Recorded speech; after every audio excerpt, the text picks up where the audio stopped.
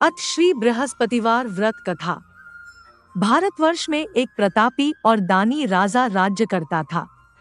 वह नित्य गरीबों और ब्राह्मणों की सहायता करता था। यह बात उसकी रानी को अच्छी नहीं लगती थी।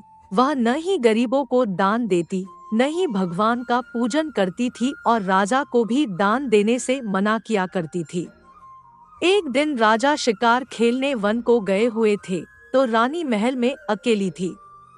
उसी समय बृहस्पतिदेव साधु वेश में राजा के महल में भिक्षा के लिए गए और भिक्षा मांगी। रानी ने भिक्षा देने से इनकार किया और कहा, हे साधु महाराज, मैं तो दान पुण्य से तंग आ गई हूँ। मेरे पति सारा धन लुटाते रहते हैं। मेरी इच्छा है कि हमारा धन नष्ट हो जाए, फिर न रहेगा बांस, न बजेगी बांसुरी। साधु ने कहा, देवी तुम तो बड़ी विचित्र हो। धन संतान तो सभी चाहते हैं, पुत्र और लक्ष्मी तो पापी के घर भी होने चाहिए। यदि तुम्हारे पास अधिक धन है तो भूखों को भोजन दो, प्यासों के लिए प्याऊ बनवाओ, मुसाफिरों के लिए धर्मशालाएं खुलवाओ। जो निर्धन अपनी कुंवारी कन्याओं का विवाह नहीं कर सकते, उनका विवाह करा दो। ऐसे और कई काम हैं जिनके करने से तुम्हारा यश लोक परलोक में फैलेगा। परंतु रानी पर उपदेश का कोई प्रभाव नहीं पड़ा। वह बोली, महाराज आप मुझे कुछ न समझाएं। मैं ऐसा धन नहीं चाहती जो हर जगह बांटती फिरूं। साधु ने उत्तर दिया, यदि तुम्हारी ऐसी इच्छा है तो तथास्तु। तुम ऐसा करना कि बृहस्पतिवार को घर लीपकर पीली मिट्टी से अपना सिर धोकर स्नान करना, भट्टी चढ़ाकर कपड़े धोना। ऐसा करने से आपका सारा धन नष्ट हो जाएगा। इतना कहकर वह साधु महाराज वहां से आलोप हो गए। साधु के अनुसार कही बातों को पूरा करते हुए रानी को केवल 3 बृहस्पतिवार ही बीते थे कि उसकी समस्त धन संपत्ति नष्ट हो गई। भोजन के लिए राजा का परिवार तरसने लगा। तब एक दिन राजा ने रानी से बोला कि हे रानी, तुम यहीं रहो, मैं दूसरे देश को जाता हूँ, क्योंकि यहाँ पर सभी लोग मुझे जानते हैं, इसलिए मैं कोई छोटा कार्य नहीं कर सकता। ऐसा कहकर राजा परदेश चला गया। वहाँ वह जंगल से लकड़ी काटकर लाता और शहर में बेचता। इस तरह वह अपना जीवन व्यतीत करने लगा। इधर राजा के परदेश जाते ही रानी और दासी दुखी रहने लगी। एक बार जब रानी और दासी को 7 दिन तक बिना भोजन के रहना पड़ा, तो रानी ने अपनी दासी से कहा, हे दासी, पास ही के नगर में मेरी बहन रहती है।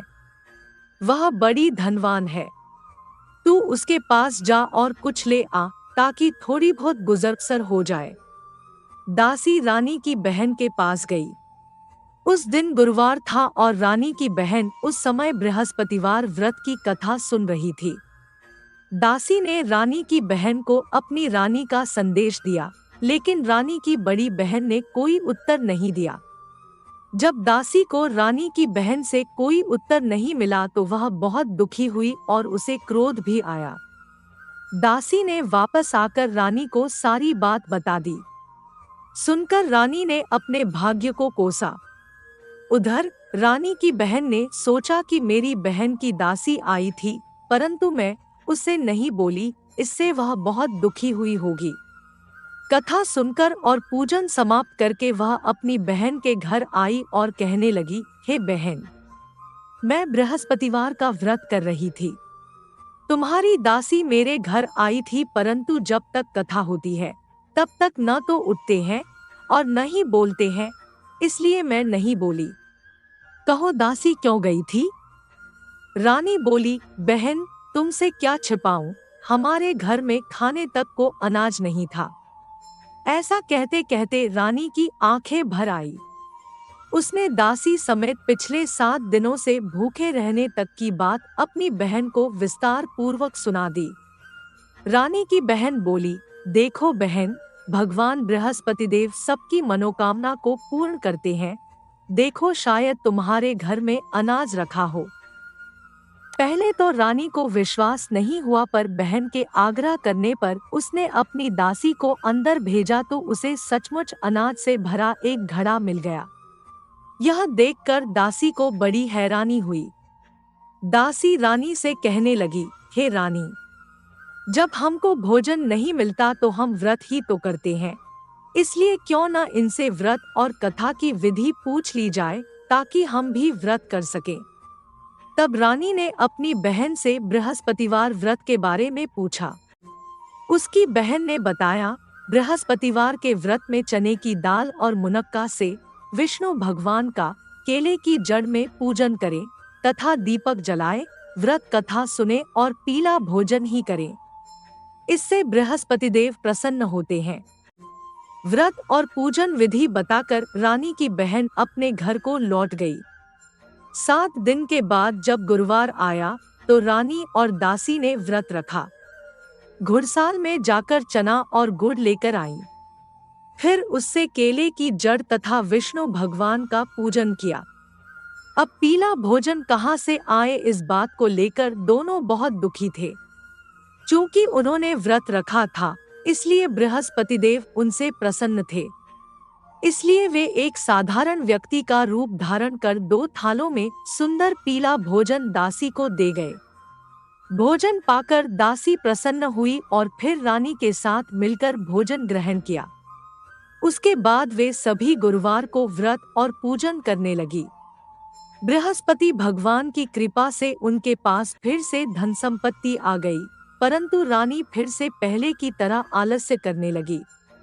तब दासी बोली, देखो रानी, तुम पहले भी इस प्रकार आलस्य करती थी। तुम्हें धन रखने में कष्ट होता था, इस कारण सभी धन नष्ट हो गया, और अब जब भगवान बृहस्पति की कृपा से धन मिला है तो तुम्हें फिर से आलस्य होता है। रानी को समझाते हुए दासी कहती है कि बड़ी मुसीबतों के बाद हमने यह धन पाया है, इसलिए हमें दान पुण्य करना चाहिए, भूखे मनुष्यों को भोजन कराना चाहिए और धन को शुभ कार्यों में खर्च करना चाहिए, जिससे तुम्हारे कुल का यश बढ़ेगा, स्वर्ग की प्राप्ति होगी और पितृ प्रसन्न होंगे। दासी की बात मानकर रानी अपना धन शुभ कार्यों में खर्च करने लगी, जिससे पूरे नगर में उसका यश फैलने लगा। बृहस्पतिवार व्रत कथा के बाद श्रद्धा के साथ आरती की जानी चाहिए। इसके बाद प्रसाद बांटकर उसे ग्रहण करना चाहिए। एक दिन राजा दुखी होकर जंगल में एक पेड़ के नीचे आसन जमाकर बैठ गया। वह अपनी दशा को याद करके व्याकुल होने लगा। बृहस्पतिवार का दिन था। एकाएक उसने देखा कि निर्जन वन में एक साधु प्रकट हुए। वह साधु वेश में स्वयं बृहस्पति देवता थे। लकड़हारे के सामने आकर बोले, हे लकड़हारे, इस सुनसान जंगल में तू चिंता मग्न क्यों बैठा है? लकड़हारे ने दोनों हाथ जोड़कर प्रणाम किया और उत्तर दिया, महात्मा जी, आप सब कुछ जानते हैं, मैं क्या कहूँ। यह कहकर रोने लगा और साधु को अपनी आत्म कथा सुनाई। महात्मा जी ने कहा, तुम्हारी स्त्री ने बृहस्पति के दिन बृहस्पति भगवान का निरादर किया है, जिसके कारण रुष्ट होकर उन्होंने तुम्हारी यह दशा कर दी। अब तुम चिंता को दूर करके मेरे कहने पर चलो तो तुम्हारे सब कष्ट दूर हो जाएंगे और भगवान पहले से भी अधिक संपत्ति देंगे। तुम बृहस्पति के दिन कथा किया करो। 2 पैसे के चने मुनक्का लाकर उसका प्रसाद बनाओ और शुद्ध जल से लोटे में शक्कर मिलाकर अमृत तैयार करो। कथा के पश्चात अपने सारे परिवार और सुनने वाले प्रेमियों में अमृत व प्रसाद बांटकर आप भी ग्रहण करो। ऐसा करने से भगवान तुम्हारी सब मनोकामनाएं पूरी करेंगे। साधु के ऐसे वचन सुनकर लकड़हारा बोला, हे प्रभु, मुझे लकड़ी बेचकर इतना पैसा नहीं मिलता जिससे भोजन के उपरांत कुछ बचा सकूं। मैंने रात्रि में अपनी स्त्री को व्याकुल देखा है। मेरे पास कुछ भी नहीं जिससे मैं उसकी खबर मंगा सकूं। साधु ने कहा, हे लकड़हारे, तुम किसी बात की चिंता मत करो। बृहस्पति के दिन तुम रोजाना की तरह लकड़ियां लेकर शहर को जाओ। तुमको रोज से दुगुना धन प्राप्त होगा जिससे तुम भली भांति भोजन कर लोगे तथा बृहस्पति देव की पूजा का सामान भी आ जाएगा। इतना कहकर साधु अंतर्ध्यान हो गए। धीरे धीरे समय व्यतीत होने पर फिर वही बृहस्पतिवार का दिन आया। लकड़हारा जंगल से लकड़ी काटकर किसी शहर में बेचने गया। उसे उस दिन और दिन से अधिक पैसा मिला। राजा ने चना गुड़ आदि लाकर गुरुवार का व्रत किया। उस दिन से उसके सभी क्लेश दूर हुए, परंतु जब दोबारा गुरुवार का दिन आया तो बृहस्पतिवार का व्रत करना भूल गया। इस कारण बृहस्पति भगवान नाराज हो गए।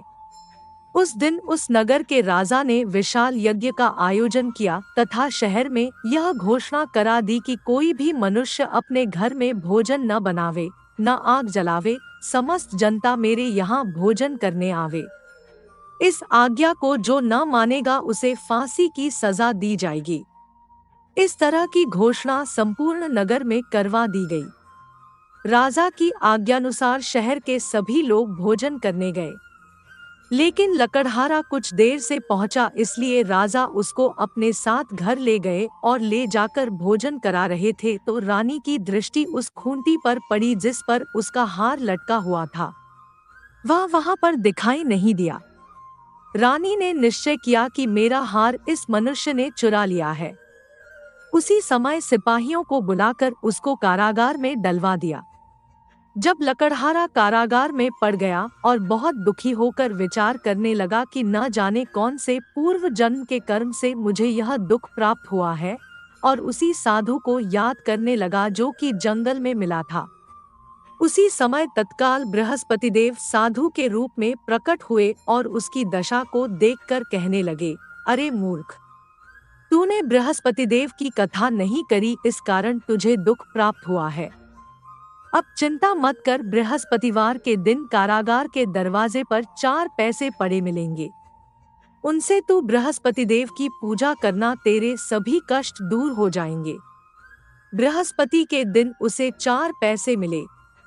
लकड़हारे ने कथा कही। उसी रात्रि को बृहस्पति देव ने उस नगर के राजा को स्वप्न में कहा, हे राजा, तुमने जिस आदमी को कारागार में बंद कर दिया है वह निर्दोष है। वह राजा है, उसे छोड़ देना। रानी का हार उसी खूंटी पर लटका है। अगर तू ऐसा नहीं करेगा तो मैं तेरे राज्य को नष्ट कर दूंगा। इस तरह रात्रि के स्वप्न को देखकर राजा प्रातःकाल उठा और खूंटी पर हार देखकर लकड़हारे को बुलाकर क्षमा मांगी तथा लकड़हारे को योग्य सुंदर वस्त्राभूषण देकर विदा कर दिया। बृहस्पति देव की आज्ञानुसार लकड़हारा अपने नगर को चल दिया। राजा जब अपने नगर के निकट पहुंचा तो उसे बड़ा आश्चर्य हुआ। नगर में पहले से अधिक बाग, तालाब, कुएं तथा बहुत सी धर्मशाला, मंदिर आदि बन गई है। राजा ने पूछा, यह किसका बाग और धर्मशाला है? तब नगर के सब लोग कहने लगे, यह सब रानी और बांदी के हैं। तो राजा को आश्चर्य हुआ और गुस्सा भी आया। जब रानी ने यह खबर सुनी कि राजा आ रहे हैं, तो उन्होंने बांदी से कहा कि हे दासी, देख राजा हमको कितनी बुरी हालत में छोड़ गए थे। हमारी ऐसी हालत देखकर वह लौट न जाए, इसलिए तू दरवाजे पर खड़ी हो जा। आज्ञानुसार दासी दरवाजे पर खड़ी हो गई। राजा आए तो उन्हें अपने साथ ले आई। तब राजा ने क्रोध करके अपनी रानी से पूछा कि यह धन तुम्हें कैसे प्राप्त हुआ है? तब उन्होंने कहा, हमें यह सब धन बृहस्पति देव के इस व्रत के प्रभाव से प्राप्त हुआ है। राजा ने निश्चय किया कि 7 रोज बाद तो सभी बृहस्पति देव का पूजन करते हैं, परंतु मैं प्रतिदिन दिन में 3 बार कहानी तथा रोज व्रत किया करूंगा। अब हर समय राजा के दुपट्टे में चने की दाल बंधी रहती तथा दिन में 3 बार कहानी कहता। एक रोज राजा ने विचार किया कि चलो अपनी बहन के यहाँ हो आवे। इस तरह निश्चय कर राजा घोड़े पर सवार हो अपनी बहन के यहाँ चलने लगा। मार्ग में उसने देखा कि कुछ आदमी एक मुर्दे को लिए जा रहे हैं। उन्हें रोककर राजा कहने लगा, अरे भाइयों, मेरी बृहस्पति देव की कथा सुन लो।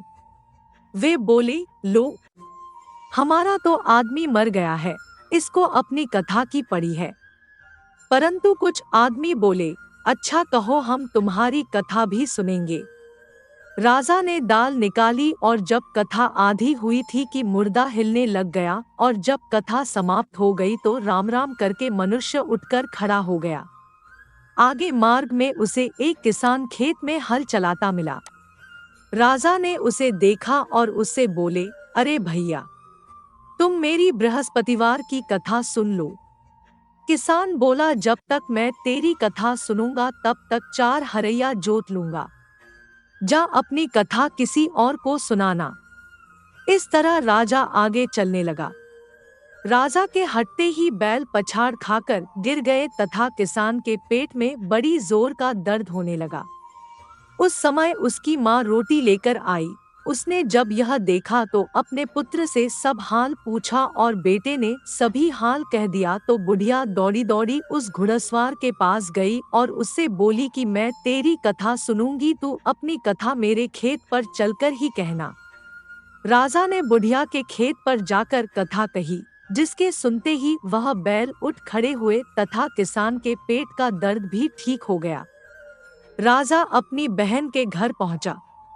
बहन ने भाई की खूब मेहमानी की। दूसरे रोज प्रातःकाल राजा जगा तो वह देखने लगा कि सब लोग भोजन कर रहे हैं। राजा ने अपनी बहन से कहा, ऐसा कोई मनुष्य है जिसने भोजन नहीं किया हो, मेरी बृहस्पतिवार की कथा सुन ले। बहन बोली, हे भैया, यह देश ऐसा ही है कि पहले यहाँ लोग भोजन करते हैं, बाद में अन्य काम करते हैं। अगर कोई पड़ोस में हो तो देख आऊं। वह ऐसा कहकर देखने चली गई, परंतु उसे कोई ऐसा व्यक्ति नहीं मिला जिसने भोजन न किया हो। अतः वह एक कुम्हार के घर गई जिसका लड़का बीमार था। उसे मालूम हुआ कि उनके यहाँ 3 रोज से किसी ने भोजन नहीं किया है। रानी ने अपने भाई की कथा सुनने के लिए कुम्हार से कहा। वह तैयार हो गया। राजा ने जाकर बृहस्पतिवार की कथा कही, जिसको सुनकर उसका लड़का ठीक हो गया। अब तो राजा की प्रशंसा होने लगी। एक रोज राजा ने अपनी बहन से कहा कि हे बहन, हम अपने घर को जाएंगे, तुम भी तैयार हो जाओ। राजा की बहन ने अपनी सास से कहा। सास ने कहा, हाँ चली जा, परंतु अपने लड़कों को मत ले जाना, क्योंकि तेरे भाई के कोई औलाद नहीं है। बहन ने अपने भैया से कहा, हे भैया, मैं तो चलूंगी पर कोई बालक नहीं जाएगा। राजा बोला, जब कोई बालक नहीं चलेगा तब तुम भी क्या करोगी। बड़े दुखी मन से राजा अपने नगर को लौट आया। राजा ने अपनी रानी से कहा, हम निर्वंशी हैं, हमारा मुंह देखने का धर्म नहीं है और कुछ भोजन आदि नहीं किया। रानी बोली, हे प्रभु, बृहस्पतिदेव ने हमें सब कुछ दिया है, वह हमें औलाद अवश्य देंगे। उसी रात को बृहस्पतिदेव ने राजा से स्वप्न में कहा, हे राजा उठ, सभी सोच त्याग दे, तेरी रानी गर्भ से है। राजा को यह बात सुनकर बड़ी खुशी हुई। 9वें महीने में उसके गर्भ से एक सुंदर पुत्र पैदा हुआ। तब राजा बोला, हे रानी, स्त्री बिना भोजन के रह सकती है पर बिना कहे नहीं रह सकती। जब मेरी बहन आवे तुम उससे कुछ कहना मत। रानी ने सुनकर हाँ कर दिया। जब राजा की बहन ने यह शुभ समाचार सुना तो वह बहुत खुश हुई तथा बधाई लेकर अपने भाई के यहाँ आई। तभी रानी ने कहा, घोड़ा चढ़कर तो नहीं आई, गधा चढ़ी आई। राजा की बहन बोली, भाभी, मैं इस प्रकार न कहती तो तुम्हें औलाद कैसे मिलती। बृहस्पतिदेव ऐसे ही हैं, जैसी जिसके मन में कामनाएं हैं सभी को पूर्ण करते हैं।